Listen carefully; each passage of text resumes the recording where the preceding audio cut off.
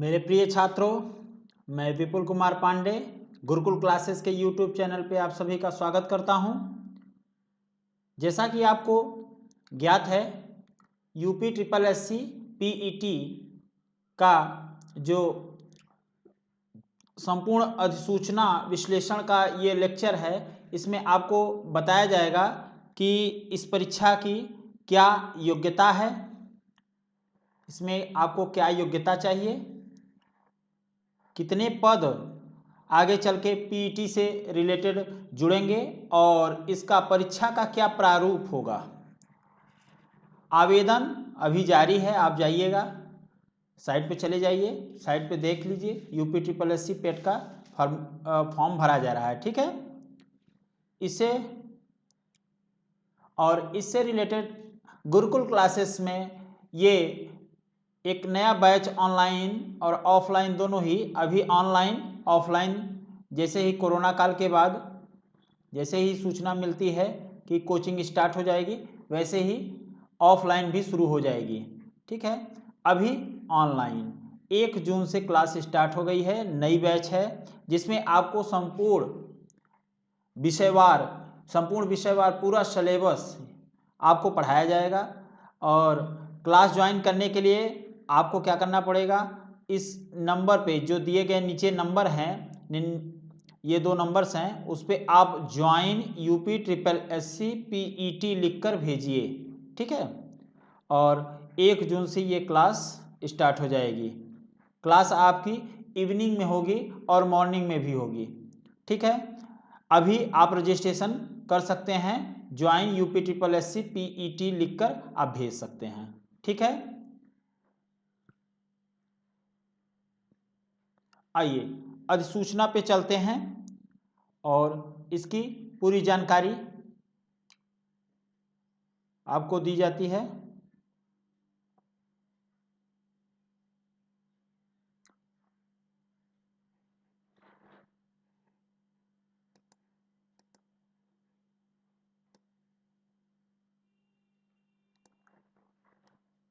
आशा करते हैं साफ साफ दिखाई दे रहा होगा। चलिए, ये जो परीक्षा है उत्तर प्रदेश अधीनस्थ सेवा चयन आयोग लखनऊ द्वारा किया जाएगा और ये विज्ञापन संख्या आपके सामने है। पीईटी का पूरा नाम प्रिलिमिनरी एलिजिबिलिटी टेस्ट, जिसको प्रारंभिक अर्हता परीक्षा से ही आप समझ गए होंगे कि यह एक केवल अर्ह परीक्षा है, इससे आपको डायरेक्टली जॉब नहीं मिलेगी। इसको पास करने के बाद ही आप जॉब पाने यानी नौकरी पाने, सरकारी नौकरी पाने के योग्य हो जाएंगे। यानी आपको कह सकते हैं कि यह प्री परीक्षा है, सरकारी नौकरी पाने के पहली अनिवार्य परीक्षा है। अगर आप ये परीक्षा पास नहीं करते, इसका फॉर्म नहीं डालते, तो आप आने वाले, अभी हम आगे आपको दिखाएंगे, समूह ग के सभी पदों के लिए है, तो उसमें आप फॉर्म नहीं भर सकते। तो पीईटी यानी पेट कहते हैं बच्चे, पीईटी प्रिलिमिनरी एलिजिबिलिटी टेस्ट यानी प्रारंभिक अर्हता परीक्षा। ऑनलाइन आवेदन आपका शुरू हो गया है, रजिस्ट्रेशन प्रारंभ हो गया है 25 मई से ही, और आवेदन शुल्क भी 25 मई से प्रारंभ हो गया है। रजिस्ट्रेशन आप करा सकते हैं, अंतिम तिथि आपकी 21 जून है। 21 जून तक आप वेट मत करिएगा, पहले ही फॉर्म भर दीजिएगा। हाँ, संशोधन के लिए 28 जून तक का समय दिया गया है, जिसमें आप अंतिम संशोधन कर सकते हैं। संशोधन एक बार में ऐसा करिएगा कि एक बार में फॉर्म बढ़िया से भर जाए, संशोधन करने की आवश्यकता भी न पड़े, कोई दिक्कत भी न हो। तो ये आपके फॉर्म भरने संबंधित बातें थी और इसमें आपको कुछ जानकारी दे दी जाती है। समूह ग के पदों पर भर्ती हेतु द्विस्तरीय परीक्षा प्रणाली अपनाए जाने हेतु अनुमोदन प्रदान किया गया है। द्विस्तरीय का मतलब होता है, जैसे आप यूपीएससी के एग्जाम देखते थे, उसी तरीके से यहाँ पे क्या होगा, प्री और मेंस होगा। प्री परीक्षा जैसे है और एक मेंस होगा। मेंस का मतलब है जब भर्ती जिस चीज की आएगी उसको आप मेंस कह सकते हैं।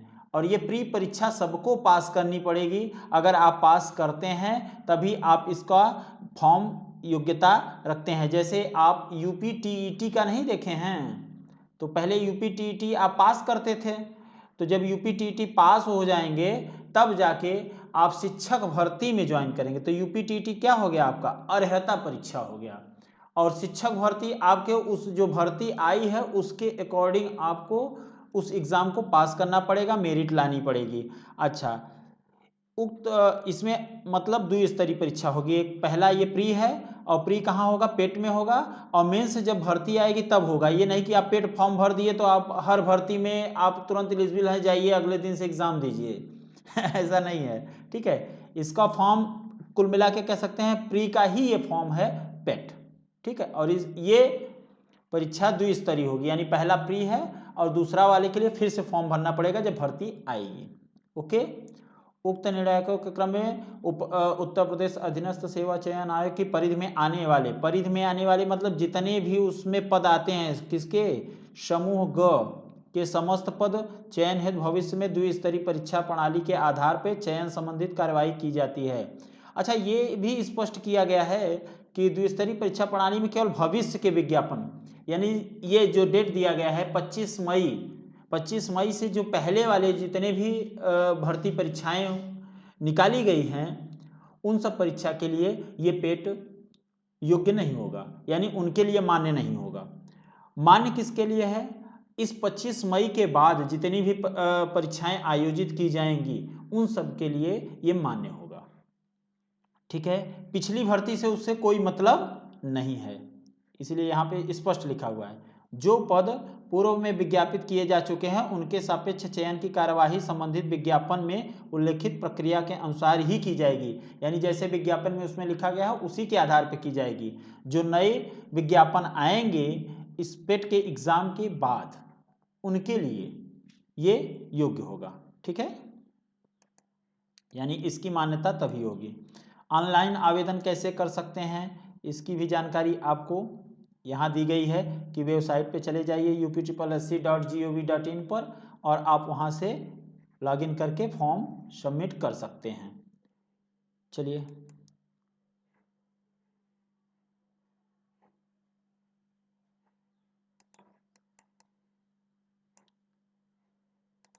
इसकी भी जानकारी आपको दी जाए। अगले पेज पे चलते हैं।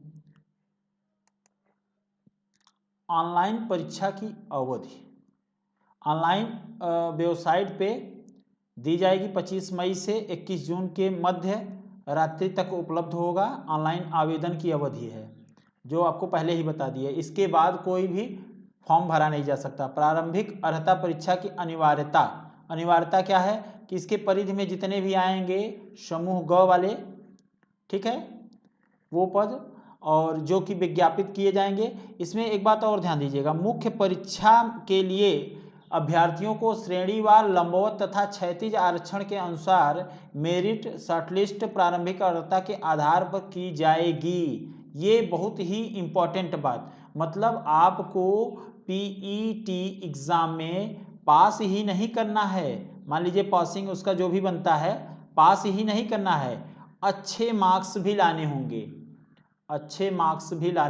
अच्छे अंकों को भी प्राप्त करना पड़ेगा।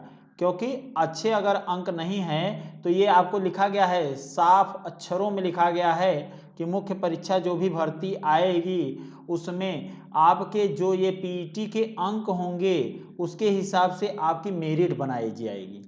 और उस मेरिट में जो ज़्यादा मार्क्स, यानी मेरिट में आप जानते ही हैं कि जो ज़्यादा मार्क्स पाएंगे वो ऊपर में लिस्ट में रहेंगे और जो कम पाए रहेंगे वो नीचे आएंगे। तो ऊपर के लिस्ट में जैसे आप मान लीजिए कोई भी पद आता है, मान लीजिए समूह ग की कुछ भर्तियां आती हैं, मान लीजिए 5000 पद ही आए, मान लीजिए फॉर एग्जांपल 5000 पद आए हैं, तो 5000 पद के लिए अगर 20 गुना बुलाया गया है तो वे 20 गुना बच्चे कहाँ से आएंगे? 5000 का 20 गुना आपको पीईटी में जो मेरिट में सबसे ऊपर से नीचे की ओर शॉर्टलिस्ट होंगे 20 गुना बच्चे जितने भी होंगे उन सबको कहाँ बुलाया जाएगा? आपके एग्जाम में फॉर्म भरने के योग्य माना जाएगा, ठीक है। और उसी मेरिट के आधार पे ही आपका चयन होगा। चयन के लिए आपको अच्छे अंक लाने जरूरी हैं, यानी पहले दिन से ही आपके ऊपर प्रेशर है कि अच्छा अंक पीईटी में हमको लाना ही पड़ेगा अगर हमको सरकारी नौकरी करनी है। तो केवल पास होने से काम नहीं बनेगा कि मान लीजिए 15 लाख 10 लाख बच्चे पास हो जाते हैं पीईटी का एग्जाम, लेकिन पद आए हैं 5000 और मान लीजिए 20 गुना करके उसके जितने भी पद होते हैं उतने को ही नहीं बुलाया जाएगा। बुलाया उन्हीं को जाएगा। फॉर्म सभी भर सकते हैं, 15 लाख पास हुए हैं तो 15 लाख भी फॉर्म भर सकते हैं, लेकिन चयन की जो बात की जाएगी वो केवल 5000 के 20 गुने में ही की जाएगी, ठीक है। बात समझ में आई, स्पष्ट हुआ ये बात। आगे चले, आयोग की परिधि में आने वाले कौन कौन से पद हैं। चलिए इनको थोड़ा सा चिन्हित करते हैं कि कौन कौन से पद हैं। देखिए धारा 2 में उल्लेख है कि समूह ख के से समूह ख और समूह ग के समस्त सीधी भर्ती वाले पदों के संबंध में जिनके अंतर्गत सचिवालय में भी कई पद हैं, ऐसे राज्य सरकार द्वारा स्थापित नियंत्रित किसी बोर्ड या निगम की कानूनी व्यवस्था कानूनी निकाय में समस्त समूह ग के जितनी भी भर्तियां हैं वो सब लागू हैं इस पर, ठीक है। हाँ ये ध्यान दीजिएगा, यूपीएसआई और या यूपी पुलिस, यूपीएसआई और यूपी पुलिस इस क्राइटेरिया से बाहर हैं, यानी ये पेट में नहीं लिए जाएंगे। क्यों? क्योंकि ये एग्जाम यूपी SSS नहीं कराता। यूपीएसआई और यूपी पुलिस की जो परीक्षा होती है वो यूपी SSS नहीं कराता, इसलिए यह इसके अंतर्गत में नहीं आएगा। और उसके बाद बाकी ग्रेड पे वगैरह जितना है कि ग्रेड पे के अंतर्गत आने वाले जितने भी पद होंगे वो होंगे, ठीक है। चलिए कुछ आयु सीमा की बात कर लेते हैं।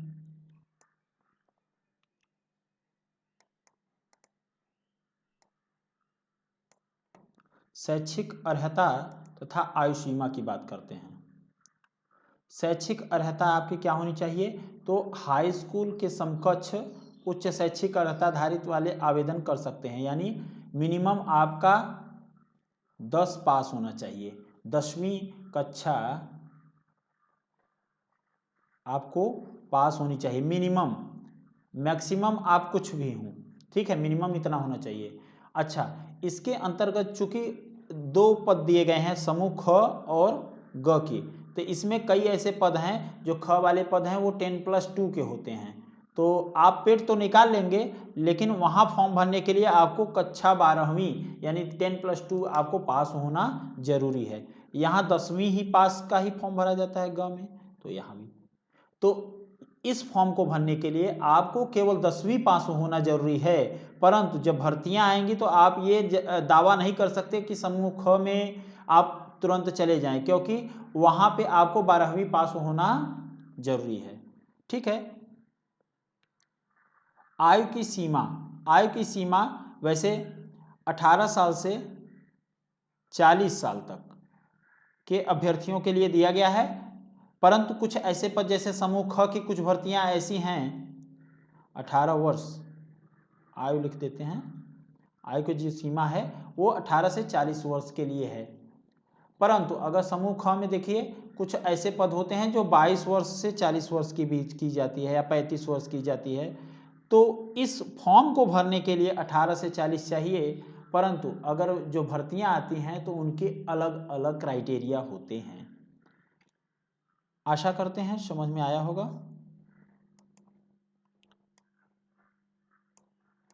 चलिए अगले पेज पे चलते हैं, इसमें और कुछ नहीं है, बाकी आयु में जो छूट है वो सबको मिलती रहेगी राज्य के नियमानुसार। जैसे राज्य का हमारा नियम है उसके आधार पे आपको आयु में छूट मिलती रहेगी। चलिए अधिकतम आयु में छूट वगैरह भी दिया गया है यहाँ पे। और आपकी आयु 3 फरवरी 2008 को अधिकतम सीमा है 15 वर्ष की छूट अनुमान्य है, वो अन्य भर्तियों के अन्य लोगों के लिए है, ठीक है। आरक्षण में भी देख लीजिएगा, आप आरक्षण पढ़ लीजिएगा इसमें कौन किसका है। परीक्षा की योजना तथा पाठ्यक्रम, जो महत्वपूर्ण बातें हैं वो यहाँ पे हैं, ठीक है। वेबसाइट पे बहुत पहले ही दिया गया था, 20 फरवरी को ही ये सूचित कर दिया गया था कि क्या क्या भर्ती में आएगा और इसकी क्या नॉर्मलाइजेशन होगी। इसमें एक बात और ध्यान दीजिएगा, जो शब्द यहाँ इस्तेमाल किया गया है, नॉर्मलाइजेशन की प्रक्रिया लागू होगी, यानी यहाँ नॉर्मलाइजेशन यूज़ किया जाएगा। जितने भी शिफ्ट में एग्ज़ाम होंगे, वैसे आप ये जो जितने भी एग्ज़ाम हैं वो ऑनलाइन एग्ज़ाम होंगे। तो ऑनलाइन एग्ज़ाम की एक सबसे बड़ी खासियत क्या है, जो कई शिफ्टों में होता है। ऑफलाइन में तो एक बार में करा देते हैं, 2 दिन में 3 दिन में अधिकतम करा देते हैं। यहाँ कई माह तक ये एग्ज़ाम चलता रहता है। तो इसलिए इसमें नॉर्मलाइजेशन लगाना जरूरी है। नॉर्मलाइजेशन जैसा कि आपको रेलवे परीक्षा में भी देखने को मिलता है। तो परीक्षा की तिथि के बारे में चर्चा कर लें। परीक्षा की तिथि आयोग द्वारा यथासंभव सूचित किया जाएगा। देखिए अभी यहाँ परीक्षा की तिथि इसलिए नहीं सूचित किया गया है क्योंकि कोरोना काल चल रहा है, अभी कोई भी एग्ज़ाम सही तरीके से हो नहीं पा रहे हैं। एक तरीके से कहिए कि कोई भी एग्ज़ाम नहीं हो रहे हैं, तो इसलिए आगे की डेट देना मुश्किल है। परंतु फिर भी वो एग्ज़ाम, ये मान के चलिए कि आपका नवंबर दिसंबर में अगर सब कुछ सही रहा तो नवंबर से दिसंबर के बीच में एग्ज़ाम कराया जा सकता है, ठीक है। स्कोर की बात कर लें। प्रारंभिक अर्हता परीक्षा में प्रतिभाग होने वाले अभ्यर्थियों का स्कोर परीक्षा परिणाम आयोग की वेबसाइट पर अपलोड कर जाने की तिथि से 1 वर्ष तक मान्य होगा। ये महत्वपूर्ण बात है। मतलब आप ध्यान दीजिएगा कि जो आवेदन करेंगे आप पास हो जाएंगे, उसका पेट में निकल जाएंगे, जो आपके मार्क्स रहेंगे, मेरिट रहेगी, वो केवल 1 वर्ष तक के लिए मान्य है। इसकी वैलिडिटी अभी 1 वर्ष है। बाकी जैसे आप यूपी टेट में, सी टेट की कुछ 3 वर्षों के लिए, 5 वर्षों के लिए लाइफ टाइम किया गया है, तो उसमें आप समझिएगा उसी के आधार पे इस पेट का जो वैलिडिटी होगी, कह सकते हैं जो मोबाइल में जैसे टैरिफ भराते हैं उसी तरीके से इसकी वैलिडिटी कितनी होगी, केवल मात्र 1 वर्ष। कब? जैसे ही उसमें रिजल्ट अपलोड कर दिया जाएगा, कहाँ पे? वेबसाइट पे, उस दिन से। चलिए आवेदन कैसे करेंगे। आवेदन के लिए आपको तरीका बता दिया गया है कि ऑनलाइन आप जाएंगे और वहाँ से आवेदन करेंगे। उसमें भी 4 प्रोसेस दिया गया है। 4 प्रोसेस है हमारे। पहले आप कैंडिडेट रजिस्ट्रेशन किया जाएगा, फोटो हस्ताक्षर अपलोड किए जाएंगे, फॉर्म के शेष विवरण भरे जाएंगे, फीस का भुगतान किया जाएगा और फॉर्म का लास्ट में प्रिंट आउट निकाल लेंगे फाइनल सबमिशन के बाद, ठीक है। इस वेबसाइट पे आप जाके अपना फॉर्म भर सकते हैं। आवेदन की प्रक्रिया वगैरह आप देख लीजिए, इस पे बहुत विशेष नहीं है। और यहाँ आते हैं, जो फीस है वो फीस फॉर्म का क्या है, अनारक्षित यानी सामान्य वर्ग के लिए 185 रुपये है। ऑनलाइन प्रक्रिया इसमें 25 रुपये है और 160 रुपये आवेदन का शुल्क है, यानी उसमें एडअप करके आपसे कट जाएगा 185 रुपये।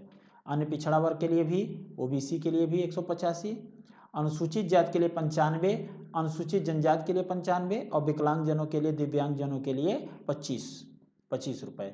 स्वतंत्रता सेनानी के लिए जो भी छूट है वो पूर्वतः है, जो पहले ही है। आप संशोधन 28 तक कर सकते हैं। इसमें शुरू में ही बता दिया गया था कि 28 जून तक आप संशोधन कर सकते हैं जो भी फॉर्म में आता है। मोबाइल नंबर, अपना मोबाइल लेके जाइएगा फॉर्म भरते समय, क्योंकि मोबाइल नंबर पे ईमेल आईडी और ओटीपी आएगा, उसी ओटीपी के हिसाब से ही फॉर्म भरा जाएगा और फॉर्म खुलेगा। ओके, बाकी सब कुछ वही है, प्रमाण पत्र में अंक वगैरह जैसे आपको भरना है। आइए मुख्य बात यहाँ है, हमारे काम की बात। इसकी चर्चा शायद हम लोग पहले भी कर चुके हैं। विज्ञापन में जो एक महत्वपूर्ण बात दी गई है वो सिलेबस की है। सिलेबस के लिए हम लोग पहले भी चर्चा कर चुके हैं।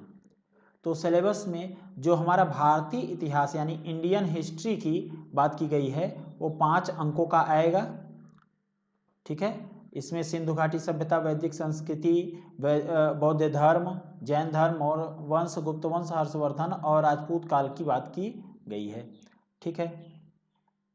सिलेबस के अगले पार्ट पे आते हैं। स्क्रीन पे साफ दिखाई दे रहा होगा।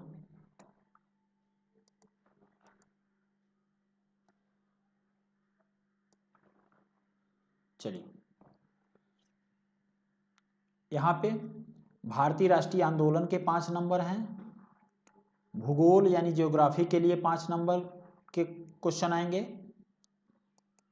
और भारतीय अर्थव्यवस्था यानी इंडियन इकोनॉमी भारतीय अर्थव्यवस्था से आपके 5 अंक के आएंगे।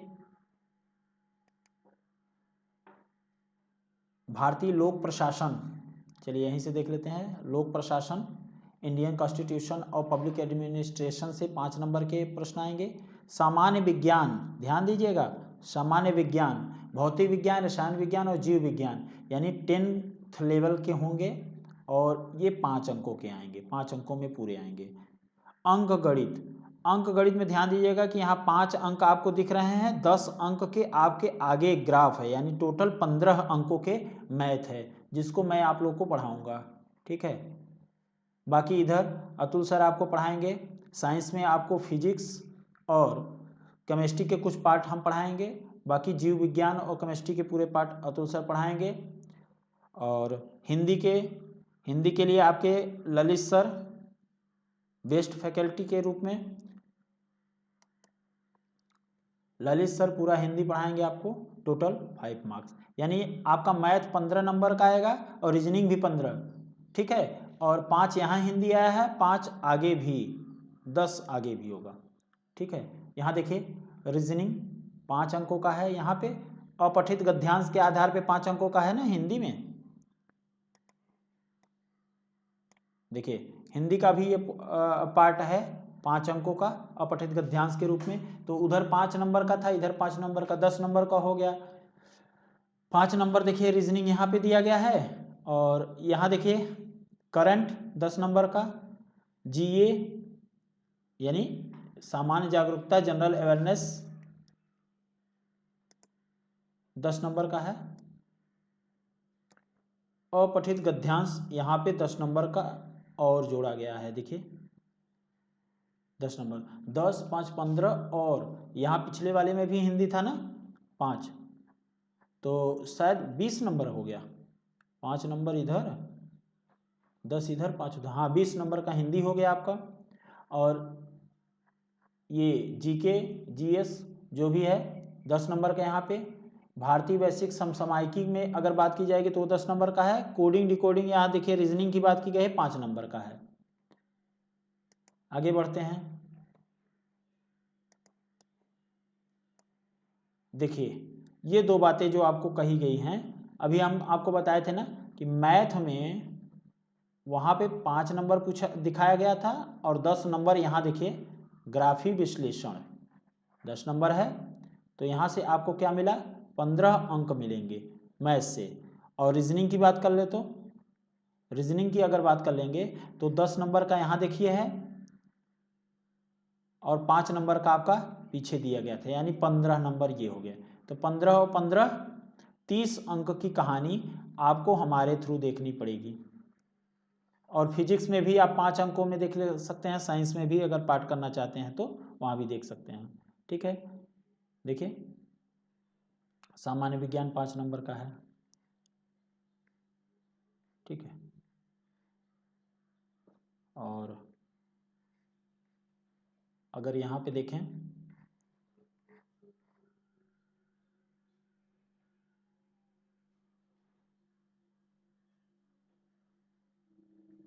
मैथ की बात यहाँ पे की गई थी अंक में, हाँ देखिए 10 नंबर का। तो सिलेबस सबको समझ में आया होगा, कहीं प्रॉब्लम हो तो कमेंट बॉक्स में कमेंट करिएगा। एक बात और देख लीजिएगा, यहाँ पे परीक्षा जो होगी, परीक्षा का प्रकार ऑब्जेक्टिव टाइप का होगा, यानी बहुविकल्पी टाइप पे, और सबसे इम्पॉर्टेंट बात नेगेटिव मार्किंग होंगी, नेगेटिव मार्किंग होगी। कितना, 1/4, यानी हर एक सही अंक पे, सही पे आपको कितना मिलेगा, जैसे गणित में सवाल करते थे 1 अंक मिलेगा, और हर गलत पे कितना, अगर यही आप गलत कर देते हैं तो आपका 0.25 अंक काट लिया जाएगा। ठीक है, काट लिया जाएगा। तो यही नेगेटिव मार्किंग होती है। ठीक है, तो इसके बारे में आप लोगों ने बड़े अच्छे से समझा। जहाँ कहीं दिक्कत हो बताइएगा।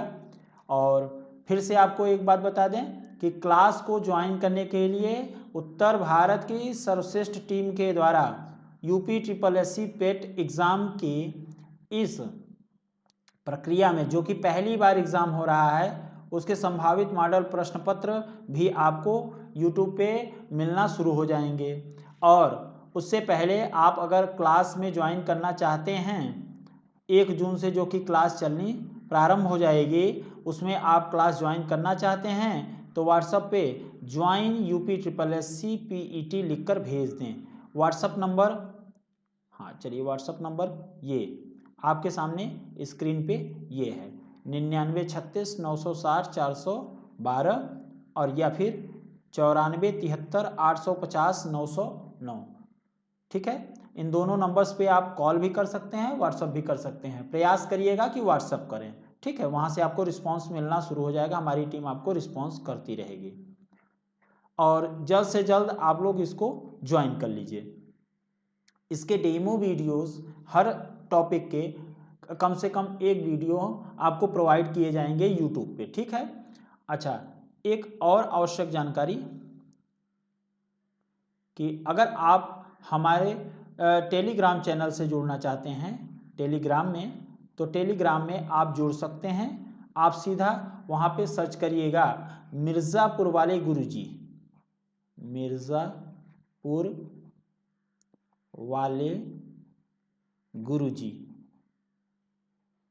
इसी नाम से अगर आप सर्च करेंगे तो वहाँ पे मिल जाएगा। आप वहाँ पर भी हमको UPSSC join UPSSC join UPSSC PET पेट लिखकर आप भेज देंगे और आपको एक लिंक दिया जाएगा। उस लिंक के थ्रू आप क्लास में ज्वाइन कर सकते हैं। उसकी संपूर्ण प्रक्रिया आपको वहाँ पे मैसेज के थ्रू मिल जाएगी, ऑटोमेटिक मैसेज के थ्रू मिल जाएगी। ठीक है, तो आज की यह जानकारी आपको कैसी लगी कमेंट बॉक्स में ज़रूर सूचित करिएगा, क्योंकि हमारे लिए इम्पॉर्टेंट यही है कि आप किस तरीके से रिस्पॉन्स करते हैं। आपका रिस्पॉन्स हमारे लिए बहुत ही महत्वपूर्ण हो जाता है उस स्थिति में जब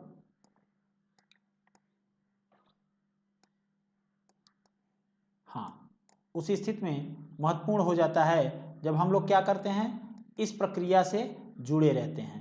और यह इम्पॉर्टेंट है आपके लिए भी, हमारे लिए भी। ठीक है, तो क्लास को ज्वाइन करिए। एक मिनट, हाँ, क्लास को आप रेगुलर ज्वाइन कीजिए और ऑनलाइन क्लास को देख के उसका रिस्पॉन्स करिए। और कहीं पर भी अगर कोई दिक्कत हो रही है, नहीं समझ में आ रहा है, तो कमेंट बॉक्स में कमेंट करिएगा। चलिए, आज के लिए धन्यवाद।